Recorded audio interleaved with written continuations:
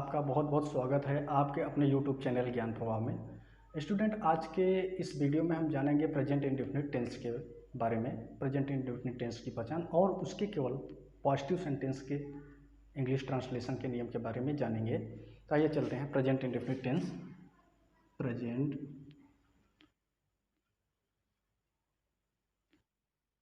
Indefinite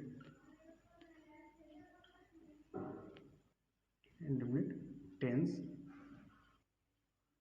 या इसे एक चीज और कहते हैं, simple present. Simple present tense. देखो स्टूडेंट, जितने भी टेंस होते हैं सबकी अपनी एक अलग पहचान होती है, सबका अपना एक अलग इंट्रोडक्शन होता है। तो प्रेजेंट इंडेफिनिट का भी अपना एक पहचान है, वो इस प्रकार से है। जैसे हम इसकी पहचान लिखते हैं, देखो होता क्या है कि इस टेंस के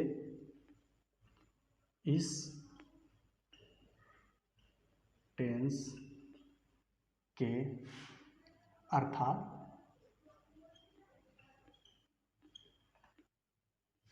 प्रेजेंट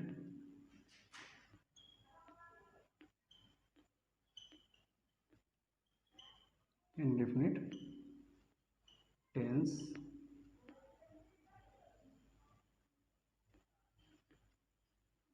इस टेंस के अर्थात प्रेजेंट इंडेफिनिट टेंस के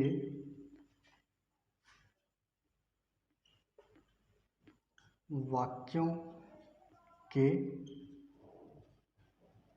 अंत में या ए भी दिया रहता है, जैसे क्रियाओं के अंत में ता है, ती है, ते हैं इत्यादि आते हैं। अब हम देखते हैं कि अंत में, मतलब कि वाक्यों के अंत में और क्रियाओं के अंत में, देखो दोनों एक ही बात होती है। वाक्यों के अंत में या क्रियाओं के अंत में दोनों एक ही बात होती है, केवल उनके बताने का तरीका जो है वो बदल दिया जाता है। जैसे एक एग्जाम्पल के तौर पे हम इसे जानेंगे कि वाक्यों के अंत में और क्रियाओं के अंत में, मान लो राम, एक मिनट,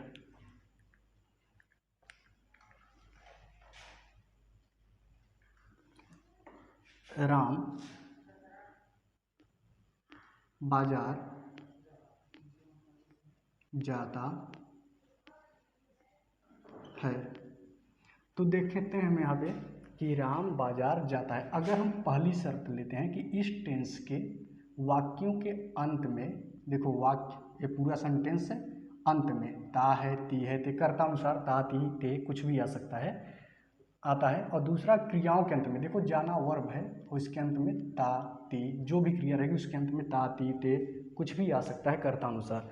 देखो ये तो हो गया प्रेजेंट इंडेफिनिट टेंस, मतलब हम ऐसे समझेंगे प्रेजेंट इंडेफिनिट टेंस की जो पहचान होती है उसमें क्या होता है कि टेंस के अंत में ता है, ती है, ते है इत्यादि आते हैं। ता, ती, ते का मतलब वो कर्ता अनुसार आते हैं। अगर एक वचन करता है तो ता आएगा, अगर पुरुष वचन है तब ता आएगा, लेकिन अगर स्त्रीवाचक करता है तो ती आएगी एक वचन कर्ता के साथ, और ते तब आता है जब बहुवचन करता होता है।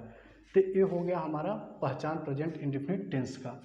अब इस टेंस के अंतर्गत जो भी सेंटेंस होते हैं उन्हें हम इंग्लिश में ट्रांसलेट कैसे करते हैं, उन्हें इंग्लिश में हम अनुवाद कैसे करते हैं, तो हम देखते हैं प्रेजेंट इंडेफिनिट टेंस के पॉजिटिव को आज हम पढ़ेंगे। पॉजिटिव सेंटेंस, पॉजिटिव सेंटेंस के बारे में आज हम पढ़ेंगे। पॉजिटिव सेंटेंस को हम अफर्मेटिव सेंटेंस भी कहते हैं। तो पॉजिटिव सेंटेंस को पढ़ने के लिए मतलब कि इस सेंटेंस में जो भी इसके नियम हैं, हिंदी के सेंटेंस जो इन्हें इंग्लिश में बनाने के लिए इसके कुछ नियम अपने होते हैं, वो हम समझेंगे। जैसे रूल फर्स्ट क्या होता है? रूल फर्स्ट में एक वचन कर्ता, एक वचन कर्ता सिंगुलर नंबर सब्जेक्ट के साथ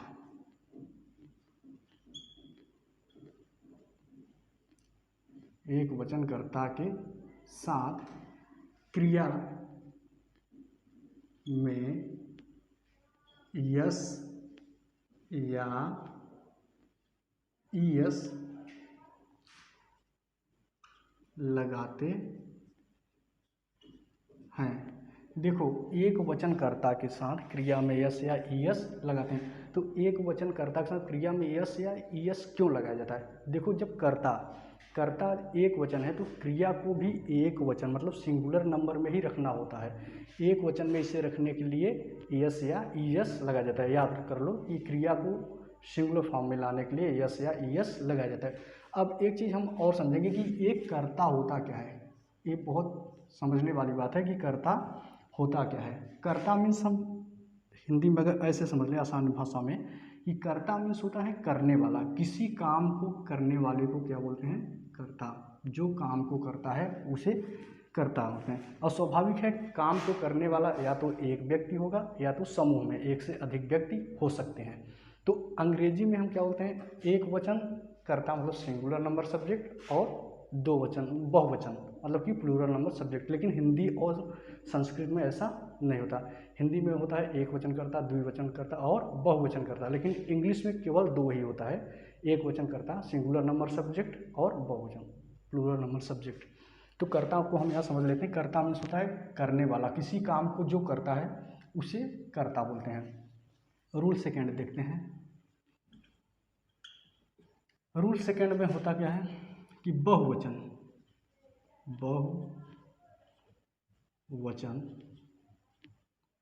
कर्ता के साथ क्रिया में यस या ईएस नहीं लगाते हैं। अर्थात क्रिया का प्रथम ही रूप रहता है। अर्थात क्रिया का प्रथम रूप ही रहता है। देखो क्या हो कि बहुवचनकर्ता के साथ क्रिया में यस या ईएस नहीं लगाते हैं, जबकि एक वचनकर्ता के साथ क्रिया में यस या ईएस लगाया जाता है। अब थर्ड एक नियम और रहता है कि आई और वी के साथ। देखो rule third, I and we के साथ, मैं और हम के साथ, आई मतलब मैं, वी मीन्स हम के साथ वर्ब में मतलब क्रिया में यस, वर्ब में यस या ईएस नहीं लगाते हैं। मतलब कि आई और वी के साथ वर्ब में यस या ईएस को नहीं लगाए जाते हैं। और एक चीज़ और हमें यहाँ पे देखना है कि जो है जैसे इच एम आर, इसका प्रयोग इस टेंस में नहीं होता। रूल अगर फोर्थ में हम जान लेंगे तो अच्छा ही रहेगा कि वाक्य के अंत में जो ता, ती है, ते हैं इत्यादि है मतलब है का इज एम आर, मतलब कि इस टेंस में बहुत से बच्चे गलती करते हैं, इज एम आर भी लगा देते हैं। इस टेंस में इज एम आर ता है, ती है, ते हैं इत्यादि के लिए प्रयोग नहीं होते। इज एम आर का प्रयोग नहीं होता। कहाँ पे? इस टेंस में, प्रेजेंट इंडेफिनिट टेंस के पॉजिटिव में। अब हम एग्जाम्पल लेते हैं। अब इस सेंटेंस को हम एग्जाम्पल के तौर पे लेते हैं। मान लो एक एग्जाम्पल लेते हैं, एक एग्जाम्पल लिए, एक मिनट, एक एग्जाम्पल लेते हैं कि राम चाय पीता है। राम चाय पीता है। देखो एक चीज़ आप लोग यहाँ पे और जान लें, ये जो है हैं जैसे हम यहाँ पे मिटा दे रहे हैं, आप लोग ये देख लेना, नहीं तो यहीं पे लिख दे रहे हैं इस डिब्बे में समझने के लिए। है, हैं, हो इत्यादि जो लास्ट में है से संबंधित रहते हैं। देखो ये है, हैं, हो, इन सब में बहुत बड़ी कला होती है। ये मतलब कि हमें ये सेंटेंस के कर्ता को पहचानने के लिए बहुत ही अच्छी भूमिका निभाते हैं। अगर वाक्य के अंत में अगर वाक्य में मान लिया जाए कि एक वचन करता है तो वाक्य के अंत में है ही आएगा। जैसे मान लो कि राम विद्यालय जाता है, विद्यालय, अगर वहाँ पे हम राम विद्यालय जाता है कर देंगे गलत वाक्य हो जाएगा। राम विद्यालय जाते हो कर दोगे गलत हो जाएगा। हैं क्या है? बहुवचन के लिए, और अधिकतर जो है हो का प्रयोग तुम के लिए होता है, तुम के लिए ही होता है। क्या तुम विद्यालय जाते हो, तुम चाय पीते हो इत्यादि के लिए हो का प्रयोग होता है। मतलब कि हमें उस वाक्य के में उपस्थित, मतलब ये कह सकते हैं कि जिस वाक्य का हमें इंग्लिश में अनुवाद करना है उस वाक्य में उपस्थित कर्ता जो है वो एक वचन है या बहुवचन, उसे पकड़ने के लिए वाक्य के अंत में जो है, हैं, हो इत्यादि रहता है वो भी बहुत ही अच्छी भूमिका निभाता है।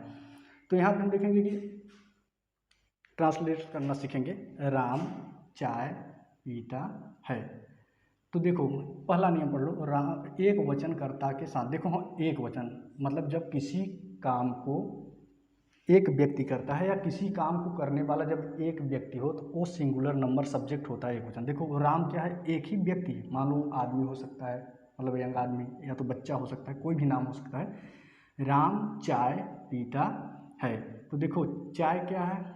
चाय एक पदार्थ है और पीता क्रिया है। देखो चाय को पीने वाला व्यक्ति कौन सा है? राम है, जबकि राम एक ही आदमी है। और वहाँ से भी हम नहीं समझ पाते हैं तो है मतलब एक वचन ही हो रहा है। तो राम चाय पीता है। देखो पहला नियम पढ़ेंगे, एक वचन कर्ता के साथ। ये तो क्लियर हो गया कि एक वचन करता है राम। क्रिया में यस या ईएस लगाते हैं, मतलब क्रिया में यस या ईएस लगाते हैं। पहले लिखेंगे राम, अब देखो ड्रिंक, क्रिया में यस या ईएस लगाते हैं। तो देखो वर्ब में यस या ईएस लगाने के कुछ नियम भी होते हैं जिसके ऊपर मैं अपना वीडियो बनाऊंगा। राम ड्रिंक, देखो ड्रिंक में एक्स लगता है, Ram drinks T, full stop. देखो हिंदी में फुल स्टॉप के लिए खड़ी है, इंग्लिश में बिंदु देते हैं। लेकिन अगर मान लो एक और एग्जांपल ले लेते हैं, हम बाजार जाते हैं। तो यहाँ हम देखो आई मतलब मैं। देखो ये सोचोगे तो ऐसा लगता कि आई मतलब मैं एक वचन हूँ, सिंगुलर नंबर सब्जेक्ट हूँ, लेकिन ऐसा नहीं होता। ये आगे चल के सिंगुलर नंबर माना जाता है, लेकिन प्रेजेंट इंडेफिनिट टेंस में ये सिंगुलर नहीं रहता। आई वी। तो देखो हमने यहाँ जो रूल थर्ड है, आई एंड वी के साथ वर्ब में यस या यस नहीं लगाया जाता, अर्थात इसे बहुवचन में माना जाता है। यही होगा ना भाई।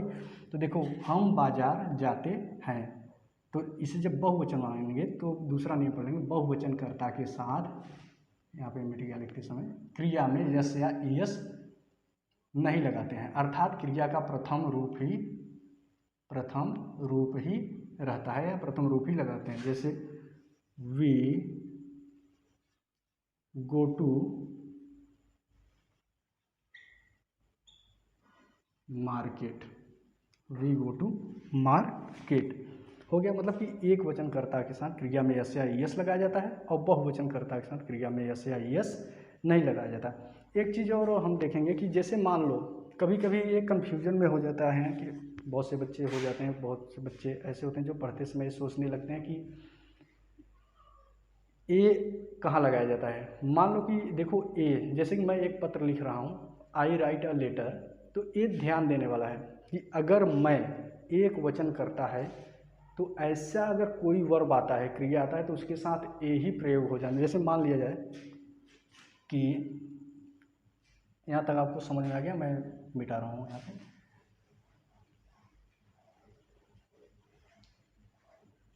मान लिया जाए कि मैं आम खाता हूँ। देखो, मैं आम खाता हूँ, तो अगर यहाँ पे देखा जाए आई इट मैंगो, देखने में बहुत सिंपल है और सही भी लग रहा है, आई इट मैंगो, लेकिन एक गलत है। बहुत से बच्चे क्या करते हैं कि ए भी लगा देते हैं, उन्हें मालूम था लेकिन लगा देते हैं। तो ये सही होगा I eat a mango, I eat a mango. जैसे राधा, एक मिनट, राधा एक पत्र लिखती है, तो हो जाएगा Radha writes a letter, Radha writes a letter. तो देखो कहाँ क्यों लगा, क्योंकि देखो राधा एक बार में एक ही पत्र लिख सकती है, वो दो या दो से अधिक या एक से अधिक पत्र कभी नहीं लिखती, ये बिल्कुल इम्पॉसिबल है, इसलिए ए लगा, मतलब कि एक। और मैं आम खाता हूँ, मैं क्या है, अगर मैं आम खाता हूँ तो एक बार में केवल एक ही आम खा सकता हूँ, 2 4 10 नहीं खा सकता। हाँ, खा सकता हूँ लेकिन एक के बाद एक करके खा सकता हूँ। तो स्टूडेंट, उम्मीद करता हूँ कि आपको ये प्रेजेंट इंडेफिनिट टेंस का पॉजिटिव सेंटेंस अच्छी तरह से समझ में आ गया। इसलिए मैं आपको थोड़ा सा होमवर्क दे रहा हूँ, इसे आप करने की कोशिश करेंगे, अपने बुक्स से भी करेंगे। देखो होता क्या कि इसका फार्मूला, एक चीज़ और देख लो, बुक्स में फार्मूला भी दिया रहता है। फार्मूला में क्या रहता है, पहले subject plus verb plus yes और यस। ए कब रहता है, ए जब सब्जेक्ट सिंगुलर होगा तब यस या यस, वर्ब यस या यस, नहीं तो फिर यस या यस नहीं रहता, सिंपल फॉर्म रहता है वर्ब का, subject plus verb plus yes या यस प्लस अदर वर्ड लगाते हैं। फार्मूले के रूप में किताबों में ऐसा दिया जाता है, लेकिन जो मैं आपको बताया वो आई आपके लिए बहुत काफ़ी है वही चीज़। अब कुछ सेंटेंस में दे रहा हूँ, आप उसे हल करने की कोशिश करना। जैसे वह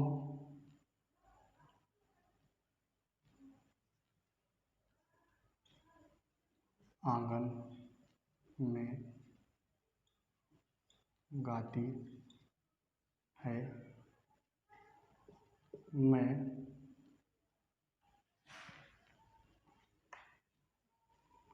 कक्षा में पढ़ता हूँ, तुम बाजार प्रतिदिन जाते हो, रोहन अपना गृह कार्य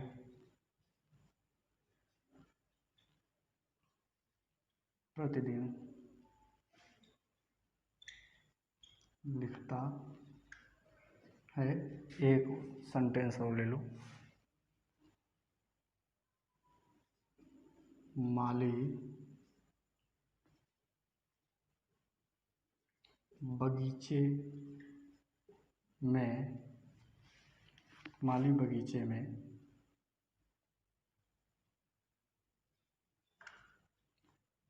टहलता है।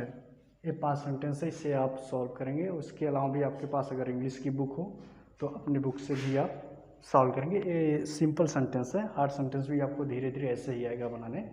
और इसी के साथ ये वीडियो समाप्त होता है। और आपसे एक रिक्वेस्ट है कि आप हमारे चैनल पर अगर नए हैं तो लाइक, सब्सक्राइब और शेयर ज़रूर करें। और इसी तरह मैं आपको हर एक टॉपिक पे वीडियो बनाता रहूँगा और बिल्कुल आसान तरीके से समझाऊँगा। जय हिंद, जय भारत।